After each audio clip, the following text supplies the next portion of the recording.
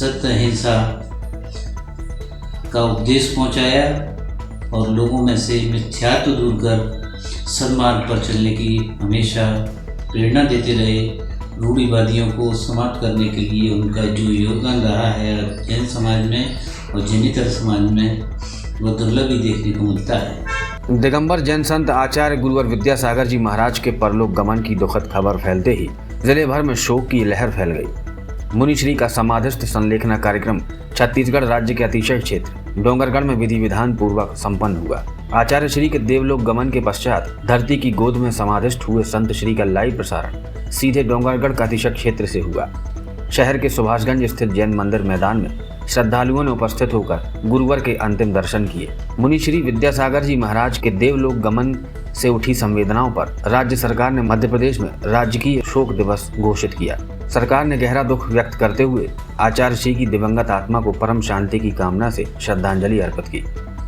Doctor DK. Jain ने radius media के माध्यम से आचार्य श्री के त्याग, तपस्या और उनके आध्यात्मिक उत्कर्ष के महत्व के बारे में बताया। गुरु परम पूज्य आचार्य गुरु विद्यासागर महाराज की जय। परम पूज्य विद्यासागर महाराज जी विगत 56 वर्ष से श्रवण संस्कृति के सूर्य के भांति चमकते रहे।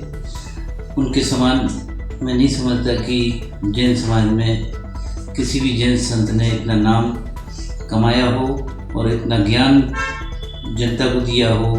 उनने स्वयं के माध्यम से और स्वयं के शिष्यों के माध्यम से पूरे देश में जैन धर्म की पताका फहराई और जन जन तक सत्य अहिंसा का उपदेश पहुंचाया और लोगों में से मिथ्यात्व दूर कर सन्मार्ग पर चलने की हमेशा प्रेरणा देते रहे।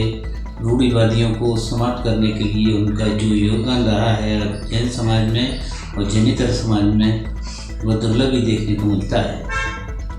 परम पूज्य आचार्य के समय में तमाम जैन धर्म के तीर्थ क्षेत्र जो कि प्रकाश में नहीं थे, उन सबका उन्होंने उद्धार किया और उनको बड़े तीर्थ क्षेत्र के रूप में विकसित कराया। ये उनकी प्रेरणा से ही सारे तीर्थ क्षेत्रों का उद्धार हुआ है और वे देश के बारे में भी चिंतन करते थे, समस्त समाजों के बारे में चिंतन करते थे। ऐसा नहीं है कि केवल जैन धर्म के उद्धार की बात करते हों।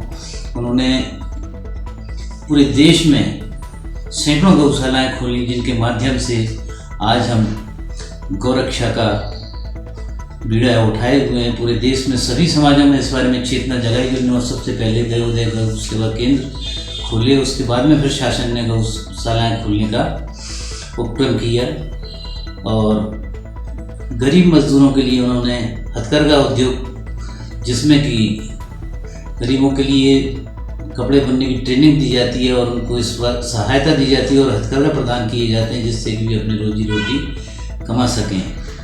देश के चिंतन के बारे में तो उनका कहना ही क्या है।